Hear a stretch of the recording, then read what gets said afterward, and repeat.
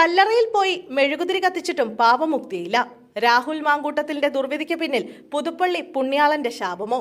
Rahul Mamkootathil MLA ലൈംഗിക പീഡന കേസിൽ പ്രതിയായി ഒളിവിൽ കഴിയവേ ചർച്ചകളിൽ നിറയുന്നത് മുൻ മുഖ്യമന്ത്രി ഉമ്മൻചാണ്ടി. യൂത്ത് കോൺഗ്രസ് സംസ്ഥാന പ്രസിഡന്റായി അപ്രതീക്ഷിതമായി എത്തിയതാണ് രാഹുൽ മാങ്കൂട്ടത്തിലെ രാഷ്ട്രീയ വളർച്ചയിലെ വൻ വഴിത്തിരിവുകളിലൊന്ന്.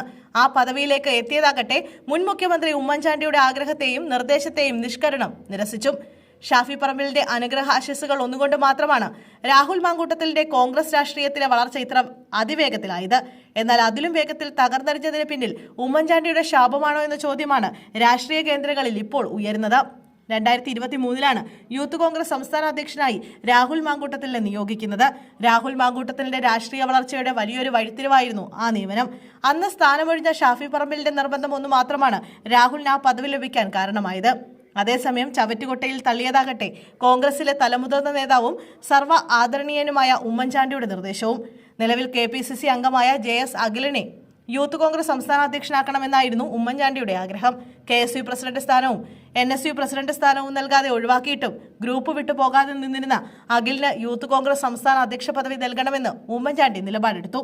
അഖിലിന്റെ ഈ ആത്മാർത്ഥത കാണാതെ പോകരുതെന്ന് ഉയർത്തിക്കാട്ടി ബെന്നി മെഹനാനും KS ബാബുവുമാണ് JS അഖിലിന് വേണ്ടി വാദിച്ചത്.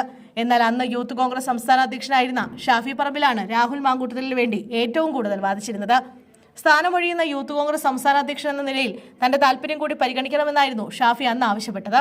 സാമൂഹിക മാധ്യമങ്ങളിലും ചാനൽ ചർച്ചകളിലും സജീവമായി ഇടപെടുന്നയാളെന്ന തരത്തിലായിരുന്നു ഷാഫി രാഹുലിനെ ഉയർത്തിക്കാട്ടിയിരുന്നത്.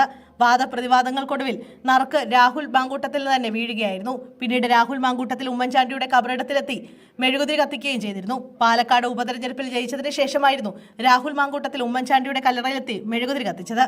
രാഷ്ട്രീയ രംഗത്തെ രാഹുലിന്റെ വളർച്ചയിലെ ഒരു പ്രധാന വഴിത്തിരിവായിരുന്നു യൂത്ത് കോൺഗ്രസ് സംസ്ഥാന അധ്യക്ഷ പദവി.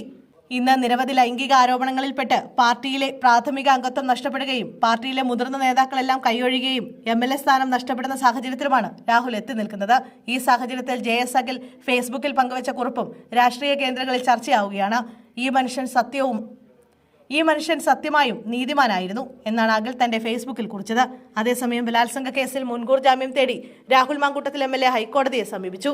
മുൻകൂർ ജാമ്യാപേക്ഷ നാളെ ഹൈക്കോടതി പരിഗണിക്കും. മുൻകൂർ ജാമ്യം തള്ളിയ തിരുവനന്തപുരം സെഷൻസ് കോടതി ഉത്തരവിൽ പിഴവുണ്ടെന്നും പരാതിക്കാരിക്കെതിരായ തെളിവുകൾ പരിഗണിച്ചില്ലെന്നും ഹൈക്കോടതിയിൽ സമർപ്പിച്ച ഹർജിയിൽ രാഹുൽ പറയുന്നുണ്ട്.